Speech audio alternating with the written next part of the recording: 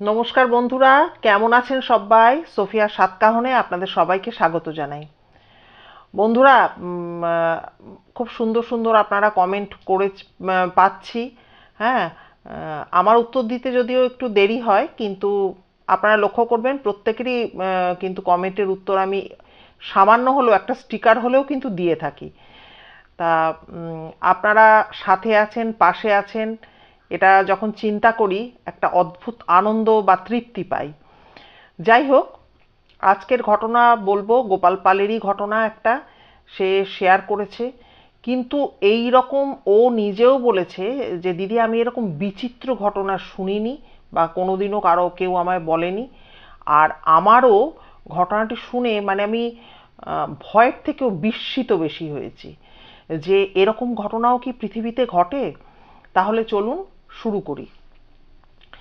সোনামুখী বলে একটা জায়গা আছে, গোপালরা সেখানে কালী পুজোর সময় যায়। সেখানে খুব কম করেও মানে 20-25টা ঠাকুর হয়, মা কালী বড় বড় মূর্তি হয়, এবং সেই মূর্তির বিসর্জনের দিন খুবই আনন্দ করে সবাই মিলে, আশেপাশে সব জায়গার লোকজন আসে, আনন্দ হয় এবং প্রচুর আতশবাজি ফাটে, মানে পোড়ানো হয়। তা একবার গোপাল ওখানে গিয়েছিল। তো গিয়ে ওখানে যাওয়ার পর ওর পুরনো অনেক দিনের পুরনো বন্ধু তাপস, তার সঙ্গে গোপালের দেখা হয়ে যায়, ফলে খুব আনন্দ মানে পায় গোপাল। এরপরে তাপসের এক বন্ধু হচ্ছে যার নাম হচ্ছে অভি মেটে। তা এই আজকের ঘটনা কিন্তু অভিকে নিয়ে। অভির ওই বয়স হবে 35+ এরকম বয়স হবে। তা অভি তাপসের খুব ভালো বন্ধু, এবং তারপরে গোপালের সাথেও আলাপ হয়ে যায়। তো এবার তাপসের সাথে যেহেতু গোপালের মানে খুব একদম নিকটাত্মীয়ের মধ্যে মতো একটা সম্পর্ক, গোপালের বাড়িও সে একাধিকবার এসছে। তা বিসর্জন হয়ে টয়ে যাওয়ার পর ওরা তো ওদের বাড়িতে যায়, মানে তাপসের বাড়িতে গোপালও যায়, অভিও যায়। তা গিয়ে খাওয়া দাওয়া করে। খাওয়া দাওয়া করার পর রাত হয়ে গেছে দেখে তাপস আর গোপালকে ফিরতে দেয় না। বলে আজকে আমার সাথেই থেকে যাবি, শুয়ে পড়বি, চল একসাথে শোবো, আমি তুই অভি তিনজনে মিলেই থাকবো, গল্পগুজব করবো, শোবো। তো রাত করে বিসর্জন টিসর্জন দেখে তারপর রাত করে এসে তো সবাই তিনজনে মিলে শুয়ে পড়ে। এবার কথায় কথায় গোপাল বলে যে বিভিন্ন কথা হতে হতে বলে যে এরকম আমি এরকম বিভিন্ন ভৌতিক ঘটনা আমার কথা বলে বলে যে অমুক জায়গায় আমি শেয়ার করি। তখনই তাপস সেটা শুনে বলে যে অভি তাহলে তোর জীবনের ঘটনাটা বলে দে। তখন বলছে যে হ্যাঁ বলাই যায়। তা এবার অভি ওই ঘটনাটি বলা শুরু করে। তা অভি রানীগঞ্জে চাকরি করে। তা ও বলে যে দাদা, ছোটবেলায় তো আমার বাবা স্কুল মাস্টার ছিলেন, উনি ক্যান্সার হওয়াতে উনি মারা যান। এবার আমাদের জমি জায়গা কিছু ছিল না। ওই বাবার যা বেতনের যা টাকা পয়সা যা যতটুকু যা ছিল সেটা দিয়ে এমআইএস করা হয়, এবং আমাদের দুই ভাইকে মা অনেক যত্নে কিন্তু বড় করে তোলে। তা আমি পড়াশোনায় ভালো ছিলাম, পরবর্তীতে আমি একটা চাকরি পেয়ে যাই, বাড়িতে একটা মানে সুখের একটা আবহ বা বাতাবরণ যাই বলুন একটা তৈরি হয়ে যায়। তাই সবাই খুব খুশি ছিল, আত্মীয় স্বজন মা সবাই খুব খুশি ছিল, একটা ছেলের চাকরি হওয়া মানে বর্তমান দিনে তো বিরাট ব্যাপার। তো যাই হোক, বলছে তারপরে ধীরে সুস্থে ওইখানের মানে অভি যে অফিসে চাকরি করে সেই অফিসেরই একটি মেয়ে, তাকে অভির পছন্দ হয়। তা অভি সেই কথাটা কিন্তু মাকে বাড়িতে এসে জানায়, মাও খুব আনন্দ পায়, বলে তোর পছন্দ হয়েছে তো? বলছে হ্যাঁ মা আমার খুব পছন্দ। বলে ঠিক আছে, তাহলে তো কোনো অসুবিধা নেই। এবার মেয়েটিও এদের বাড়িতে অভির বাড়িতে যাতায়াত করা শুরু করে, ওর মার সাথে এসে গল্পগাছা করে, এইভাবে দিন কাটছিল। কিন্তু বলে না যে সুখ বেশি দিন সয় না, সেই রকমভাবেই হঠাৎ একদিন কিন্তু অভির মার হার্ট অ্যাটাক হয়, এবং ভয়ানক হার্ট অ্যাটাকে ওনাকে দুর্গাপুরে গৌরী দেবী বলে একটি হসপিটাল আছে সেখানে ভর্তি করা হয়। তা একদিন থেকে পরের দিনই কিন্তু মা চলে যান না ফেরার দেশে। তা যাই হোক, অভি তো ভয়ানক মুষড়ে পড়ে, মানে তার মনে হয় যে পায়ের তলা থেকে পুরো মাটি সরে গেছে, কারণ বাবা মা তো বটগাছের ছায়ার মতো, বাবা মার চলে যাওয়াটা যে কতটা দুঃখের আজকে আমি এটা ফিল করি, কারণ আমারও তো বহুদিন হয়ে গেল বাবা নেই, মাই রয়েছেন। মার দিকে তাকিয়ে মাঝে মধ্যে ভাবি যে একদিনই এই মানুষটাও চলে যাবে। তা চলে যাওয়া তো জগতের নিয়ম, কিন্তু বাবা মার চলে যাওয়া একটা সন্তানের জন্য বিরাট ব্যাপার।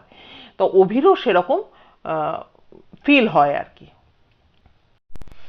এবারে অভির যেহেতু ওই মেয়েটির সাথে একটা যোগাযোগ ছিল, তৈরি হয়েছিল, এবং তার বাবা মা সবাই, মানে বাবা মাও তো এই রকম শোকস্তব্ধ পরিবারটির পাশে, তার বাবা মাও যেমন এসে দাঁড়িয়েছিলেন, আত্মীয় স্বজন সবাই এসে দাঁড়িয়েছিলেন। তা আপনারাও হয়তো জানবেন যে কারো বিয়োগ হয়ে যাওয়ার পর, কোনো মানুষের মারা যাওয়ার পর তার কিছুদিন বাদ দিয়ে শাস্ত্রে নাকি আছে যে কারো খুব যদি তাড়াতাড়ি থাকে, অসুবিধা থাকে, তাহলে বিয়ে করা যায়। তা সেই রকমভাবেই মেয়েটির বাবা মা এসে বলে যে দেখো, এখন তো পুরো তুমি একা হয়ে গেলে, ভাইও রয়েছে, তা তুমি কি করবে, তুমি কি তাড়াতাড়ি করে বিয়ে থা করে নেবে, যদিও এখন এই প্রসঙ্গে কথা বলা উচিত নয়। তখন অভি বলে যে না, এখন আমাকে কোনো রকম কিছু বলবেন না, কারণ আমি এখন ভীষণভাবে মানসিক, আমার সেই অবস্থা নেই মা চলে যাওয়ার পর। বিয়ে তো আমি নিশ্চয়ই করব, কিন্তু আমাকে একটু সময় দিন।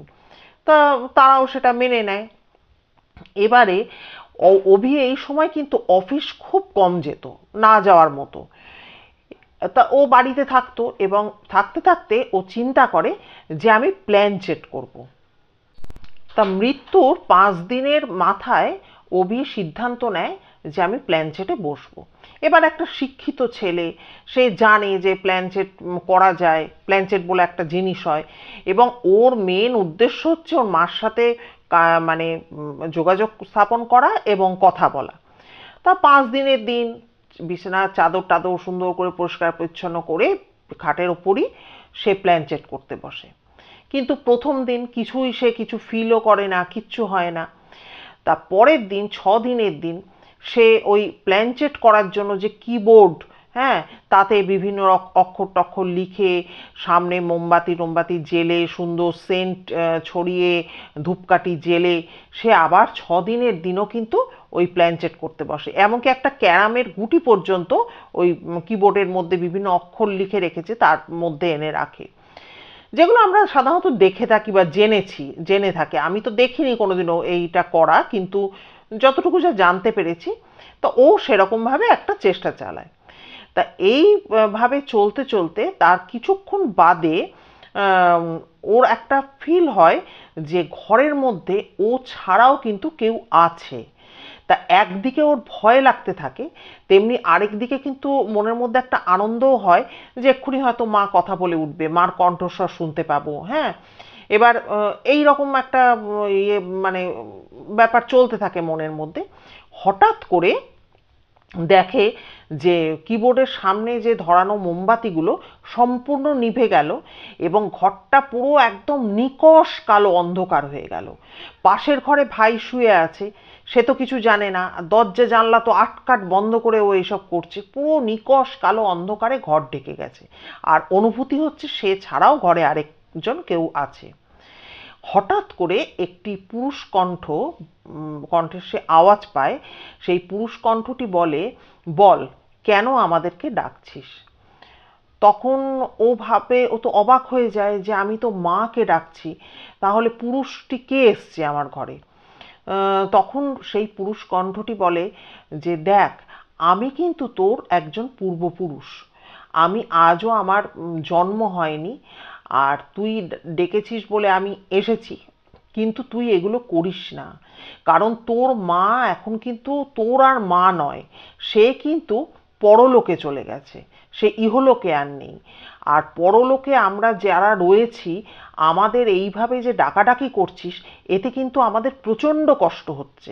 হ্যাঁ, এইভাবে ডাকাডাকি করিস না।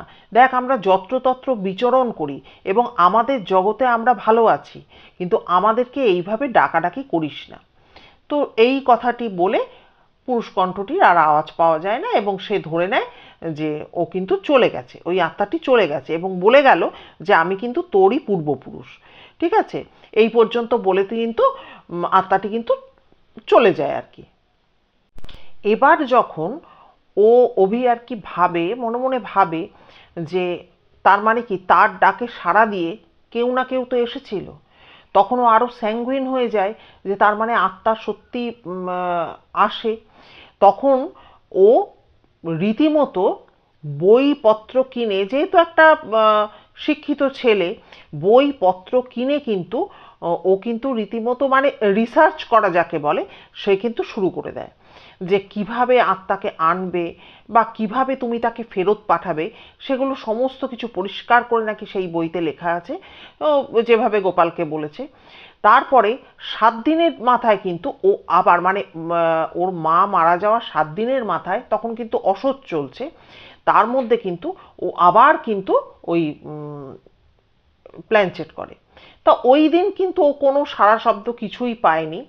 এবার 8 দিনের দিন যখন ও প্ল্যানচেট করতে বসে, সেই বলছে পরিষ্কার নতুন বিছনার চাদর পেতে, হ্যাঁ, মোমবাতি টোমবাতি সেন্ট ধূপ সব জ্বালিয়ে যখন বসে, এরপরে ও কিন্তু পরিষ্কার ওর একটা ফিল হয় যে ঘরে কিন্তু ও ছাড়াও কেউ আছে। কিন্তু ও কিবোর্ডে হাত রেখে বারবার করে কিন্তু কে আছো বলো, কে এসেছো, হ্যাঁ, তোমার নাম বলো, এরকম ভাবে বারবার কিন্তু সেই আত্মার প্রতি ও প্রশ্ন করতে থাকে, কিন্তু কোনো রকম জবাব আসে না। তা বলছে যে গোপাল দা আমি ঘন্টা খানেক ঘন্টা দেড়েক এর পেছনে এই মানে প্ল্যানচেট করে টোরে নিয়ে তারপরে আমি কিন্তু শুয়ে পড়ি। তখন বাজে রাত্রি 2:30 মতো বাজে। এবার যখন শুয়ে পড়ি, অদ্ভুত একটা ফিল আমার হয়। কি ফিল? আমি কিন্তু ইহলোকে নেই, আমি চলে গেছি পরলোকে। তখন অভি দেখছে যে ও যেখানে পৌঁছেছে, যে জগতে পৌঁছেছে, সেখানে গাদা গাদা আত্মারা ঘুরে বেড়াচ্ছে। অভি জানিয়েছে যে আমি দেখছি তারা কিন্তু নর্মাল যেমন ড্রেস হয় সেই রকম ভাবেই তারা ঘুরে ফিরে বেড়াচ্ছে, অনেকটা যেটা উদাহরণ দিয়েছে গোপালকে, যে রাস্তায় যেমন আমাদের চলতে গেলে আমরা যদি একটা রাস্তা দিয়ে চলাফেরা করি, বিভিন্ন লোক আমাদের চারপাশ দিয়ে যাচ্ছে, সেরকমভাবেই ওর চারপাশ দিয়ে বিভিন্ন আত্মারা যাচ্ছে এবং তার মধ্যে এক একজন করে আসছে এবং ওর কাছে এক একটা অদ্ভুত আবদার রাখছে। যেমন একজন এলো, এসে বলল, ও তুমি তো এসে গেছো, তা তুমি তো আবার ফিরে যাবে, তাহলে এক কাজ করো তো, আরামবাগে আমার ছেলেকে একটু বলে দিও তো যে বাবা ভালো আছে, তুই ভালো থাকিস। আচ্ছা, আরেকজন এসে বলল, আসানসোলে একটা জায়গা আছে নাকি ঘাটিগলি, বলছে ওই ঘাটিগলিতে আমি আমার বোনের বিয়ে দিয়েছি, তুমি তো আবার ফিরে যাবে, তা তুমি তো আবার আসবেও, তা তুমি একটু আমার বোনের একটু খোঁজ নিও তো, ওর দুটো ছেলে মেয়ে আছে, ওদের বাড়িটা একতলা, পুরো বিবরণ কিন্তু ওই আত্মারা দিতে থাকে। এটা বলছে, সে সেটা বলছে, এইভাবে কিন্তু করতে থাকে। তোর তো আচমকা ঘুমটা ভেঙে যায়। এবার ভেঙে যাওয়ার পর ও চিন্তা করতে বসে যে এগুলো আমি কি দেখছি। বলছে আমি গোপালদা যে কোনো স্বপ্ন দেখিনি এবং সত্যি এটা আমার সাথে ঘটেছে, সেটা কিন্তু পুরো পরিষ্কার আমি বুঝতে পেরেছি যে আমি কোনো স্বপ্ন দেখছিলাম না, এরা সশরীরে এসেই কিন্তু আমার সাথে কথা বলছে। তখন ও ভাবে যে ঠিক আছে, আমি মানে আমি যে ব্যাপারটা দেখেছি সেটা কতটা সঠিক এটা শিওর হওয়ার জন্য আমি একটু মানে চেষ্টা করি এদেরকে খুঁজে বার করার। তো ও সেদিনকে জাস্ট অফিসে একটু মুখ দেখিয়ে, নিজের অফিসে মুখ দেখিয়ে ও কিন্তু ওই ঘাটিগলিতে চলে যায়, আসানসোলের ঘাটিগলিতে চলে যায়। ওখানে গিয়ে ও সবাইকে জিজ্ঞাসা করে যে রবীন ব্যানার্জির বাড়িটা কোথায়। এবারে ওই যে আত্মা ওকে বলেছিল যে আমার বোনের বিয়ে দিয়েছি রবীন ব্যানার্জির সাথে, তা তো সবাই কিন্তু ওকে চট করে বাড়িটা দেখিয়ে দেয়, ওই তো রবীন ব্যানার্জির বাড়ি, যান। এরপরে তখন বুঝতে পারছেন, তখন ওর অবস্থা, ও বলে আমি পুরো মাথায় হাত দিয়ে বসে পড়েছি যে তাহলে সত্যিই আমি এগুলো দেখেছি। এরপরে আমি আরও শিওর হওয়ার জন্য আমি দরজায় গিয়ে নক করি। এবার এক ভদ্রমহিলা বেরিয়ে আসেন, তখন বলছে বলুন কি বলবেন। এবার ওর তখন মানে মুখে যেন কথা সরছে না, ও কোনো ক্রমে বলে অভি যে আচ্ছা রবীন ব্যানার্জি বাবু আছেন, বাড়িতে আছেন? বলছে না, উনি তো বাড়িতে নেই, উনি তো দোকানে গেছেন। তা বলছে যে ও আচ্ছা। এবার ভদ্রমহিলাকে হঠাৎ করে ও জিজ্ঞাসা করে যে আপনার নামটা কি? তখন বলে মিতা ব্যানার্জি। তখন তো ওর পুরো শিওর হয়ে যায় যে তাহলে আমি ঠিক দেখেছি, বলেছিল বোনের নাম মিতা ব্যানার্জি আর হাজবেন্ডের নাম রবীন ব্যানার্জি। তখন বলছে কি আপনার ছেলে মেয়ে কয়টি। এবার ভদ্রমহিলার একটা কিউরিসিটি হয়েছে যে একটা নতুন ছেলে এরমভাবে এসে কেন জিজ্ঞাসা করছে এরকম। তা ভদ্রমহিলা রীতিমতো শিক্ষিত একজন ভদ্রমহিলা এবং খুব ভালো মনের ভদ্রমহিলা, তিনি বলেন যে কেন বলুন তো কি ব্যাপার। তখন বলে আর যে ওকে দেখছে যে ও ধরা পড়া, যে যেটা গোপাল বলেছে এই ধরাটাকে নাকি ওরা বলে ছোটখানি, ছোটখানি বলেছে। তা আমরা তো ধরাই বলি, আমি তো ধরা বলেই বললাম, যেটা শ্রাদ্ধের সময় যে পোশাকটা পরতে হয়। তো ওই ধরা পড়া দেখেছে। তখন ও বলেছে যে আভাস দিয়েছে যে আমি এরকম প্ল্যান চেটে আমি আমার মায়ের প্ল্যান চেট করতে গিয়ে আপনার দাদা আমাকে এই কথা বলেছেন, মানে টুকটাক বলেছেন। তা ভদ্রমহিলার কি মনে হয়েছে উনি ওকে নিয়ে এসে ড্রয়িং রুমে বসিয়েছেন। এবার বসিয়ে নিয়ে বলছে যে আপনি কি জল খাবেন একটু। তখন বলছে না জল খাবো না, তখন বলেই ফেলেছে যে আমাকে একটু চা দিতে পারবেন। এবার এই অবস্থা এখন, এই সেই যেটাকে বলা হয় গুরুদশা। তা সেই সময় উনি চা খেতে চাইছেন, তো ভদ্রমহিলা চা করে ওনাকে এনে দেন। তো এবার বলে যে কি ব্যাপার এবার আমাকে খুলে বলুন তো। তখন ও পুরো ব্যাপারটা ওই দিদিকে খুলে বলে, মানে ও দিদি বলেই সম্বোধন করেছে, ওই দিদিকে পুরো খুলে বলে যে এই হয়েছিল।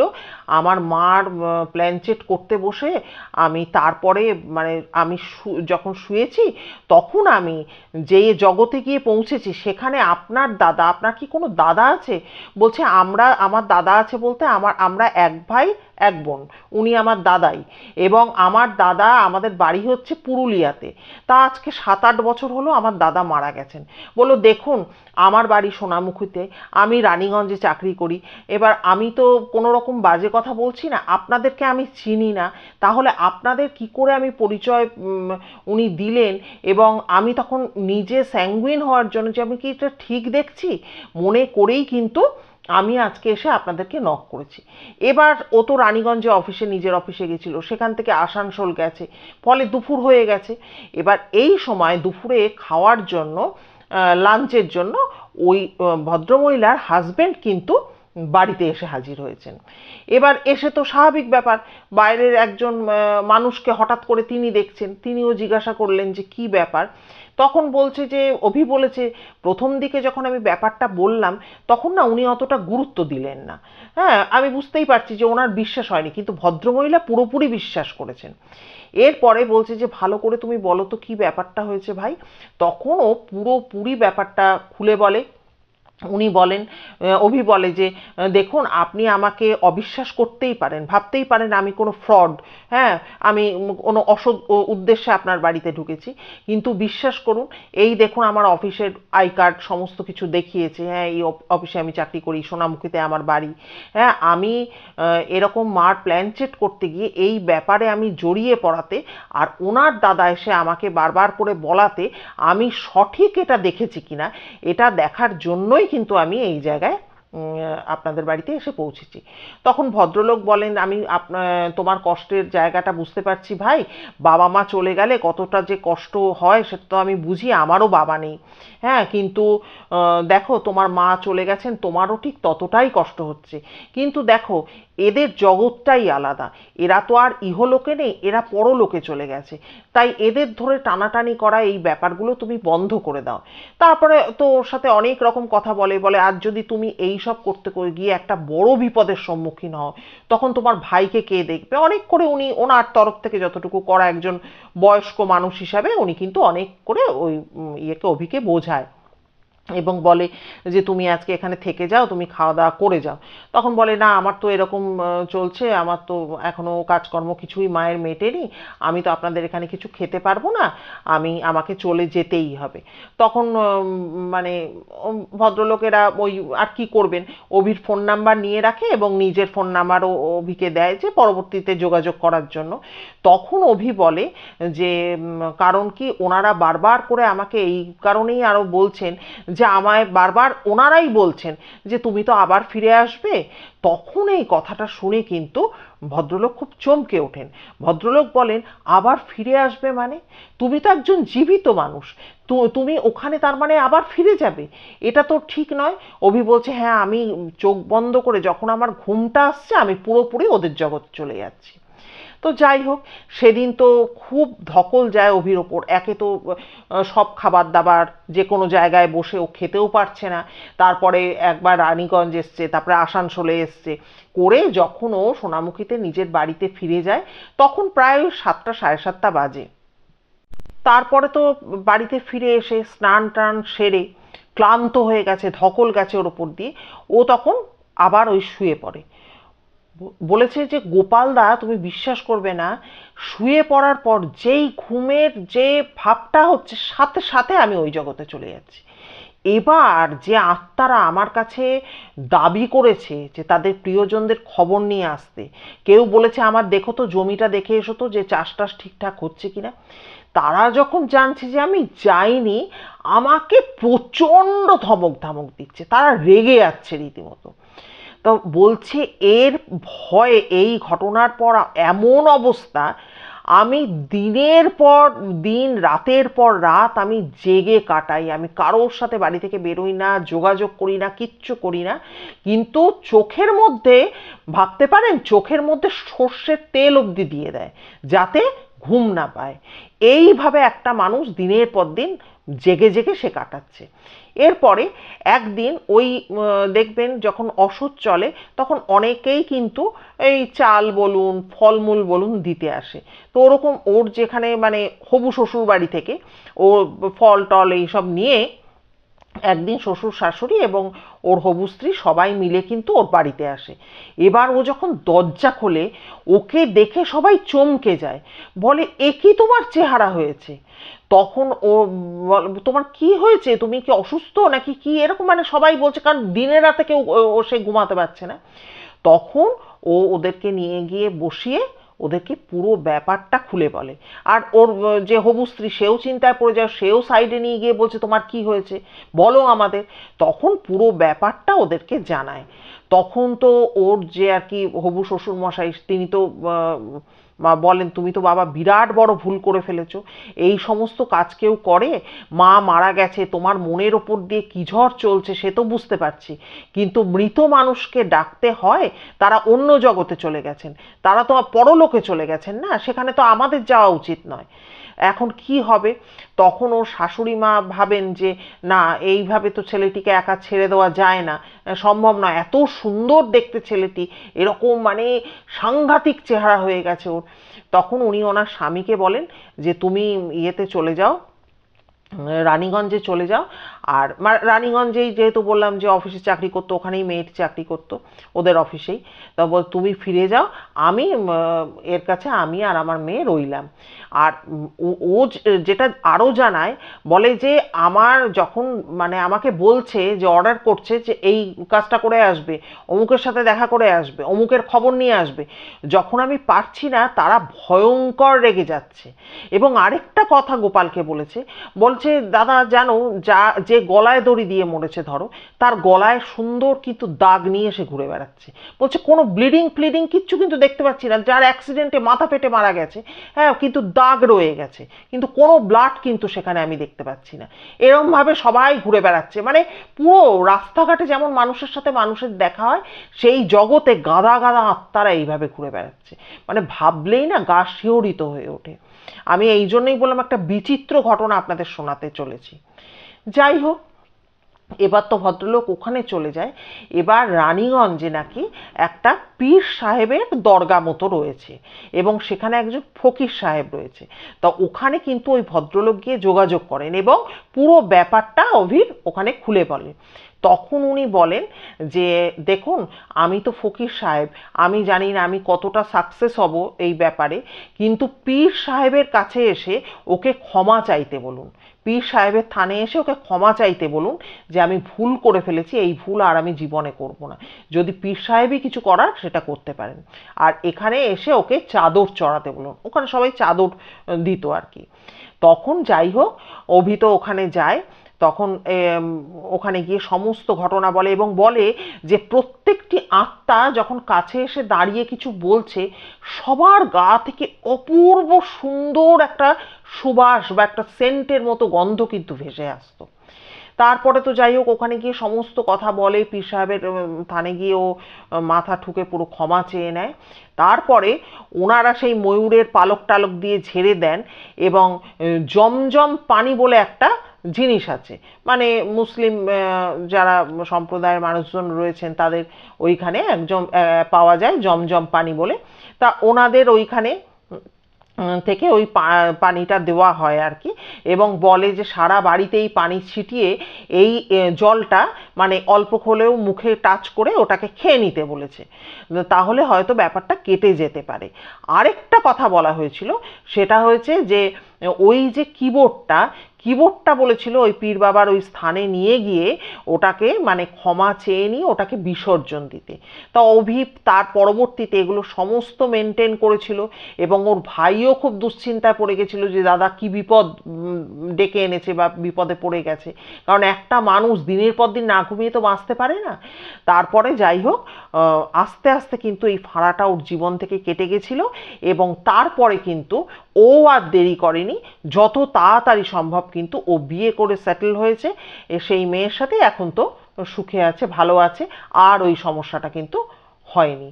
আজকের ঘটনা আপনাদের সাথে শেয়ার করলাম, কেমন লাগলো অবশ্যই কিন্তু কমেন্ট করে জানাবেন। আমার মনে হয় আপনাদেরও ঘটনাটি খুবই ভালো লাগবে।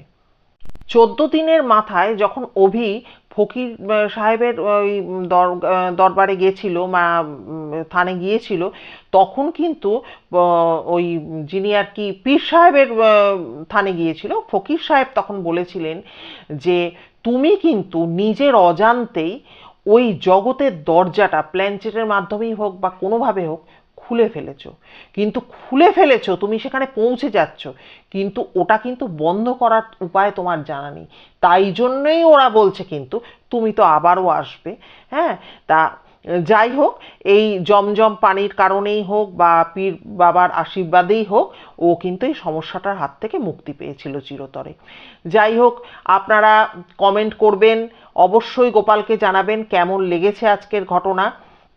আর বন্ধুরা একটা কথা বলার, সেটা হচ্ছে যে আপনাদের লাইফে বা আপনাদের কারোর কাছ থেকে কারো মুখ থেকে যদি এরকম কোনো সত্যি ঘটনা পান, অবশ্যই দয়া করে হাত জোর করে বলছি একটু আমার সাথে শেয়ার করবেন, কারণ বুঝতেই পারছেন যে ঘটনার স্টক তো কমবেই। হ্যাঁ, তা আপনারাও যদি একটু আমায় হেল্প করেন তাহলে দীর্ঘদিন কিন্তু আমাদের চ্যানেল এগিয়ে যাবে এবং অনেক অনেক ঘটনা আপনাদেরকে শোনাতে পারবো।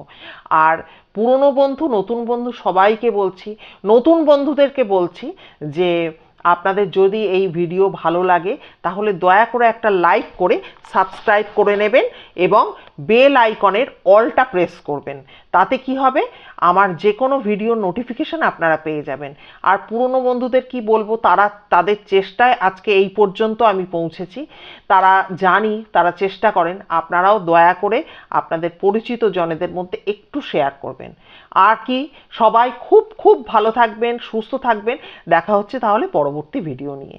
নমস্কার।